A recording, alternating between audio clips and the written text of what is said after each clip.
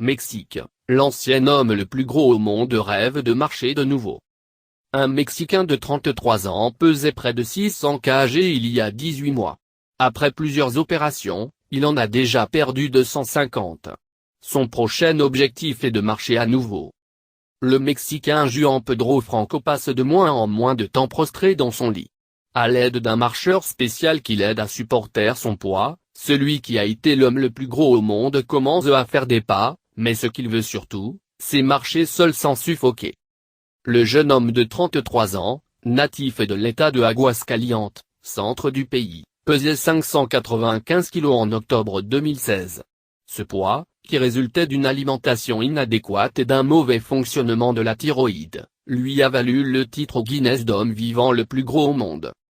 Souffrant d'hypothyroïdie, d'hypertension artérielle, de diabète et d'obstruction pulmonaire sévère, Juan Pedro a décidé de reprendre sa vie en main et s'est tourné vers José Antonio Castañón de Eda, chirurgien spécialiste des traitements de l'obésité. 250 kg en moins.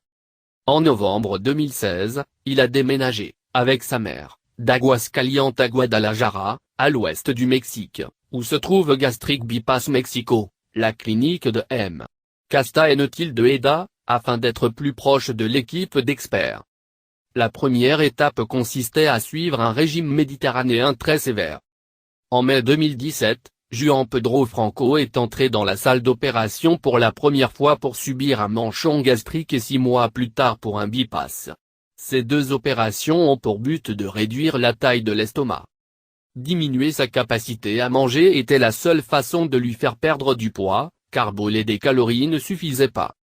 Après une deuxième opération, son poids est descendu à 366 kg. Les médecins espèrent que d'ici 1 an et demi, il tombe à environ 100 kg. Il a perdu environ 250 kg depuis que le traitement a commencé, note M. Castañón de Eda. Juan Pedro possède un teint très blanc du fait de son absence d'exposition au soleil. Il tisse des écharpes et fait des alegrías, un dessert traditionnel à base d'amarante et de miel. Je suis très heureux parce que tout va bien, dit-il à l'AFP assis sur son lit, autour duquel a été installée une structure métallique, qui lui permet de se lever mais aussi de faire de l'exercice physique, grâce à des poulies d'haltérophilie fixées dessus. Chaque jour, il fait plus d'exercice, il essaie de se lever, de s'en sortir, il a une attitude très positive. Aller de l'avant. Mais le rêve du jeune homme, qui aime chanter et jouer de la guitare, est de marcher à nouveau. La clinique avertit que tout dépendra de son évolution et du traitement de ses lymphœdèmes dans les jambes, accumulation anormale de liquide par obstruction dans le système lymphatique. Lors de la dernière intervention chirurgicale, son estomac a été réduit de moitié et une forme horizontale a été donnée à cet organe, pour réduire sa capacité gastrique. En parallèle, une division intestinale a été pratiquée, pour que le processus d'absorption soit sélectif, c'est-à-dire qu'une partie seulement de l'intestin absorbe les nutriments. 2 mois après cette dernière intervention chirurgicale, le patient, qui reste relié à un réservoir d'oxygène, a déjà perdu 22 kg, selon la clinique. Pour l'équipe médicale interdisciplinaire qui le suit, il demeure toutefois un patient complexe et à risque, jusqu'à ce que cesse son obésité extrême.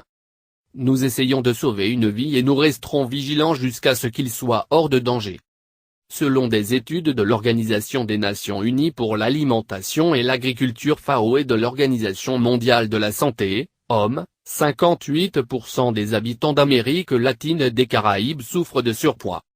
Le Mexique, les Bahamas et le Chili sont les pays les plus problématiques en la matière. En mai 2014, un autre Mexicain, Manuel Uribe, souffrant de surpoids est décédé. En 2007, il avait été lui aussi l'homme le plus gros au monde au Guinness.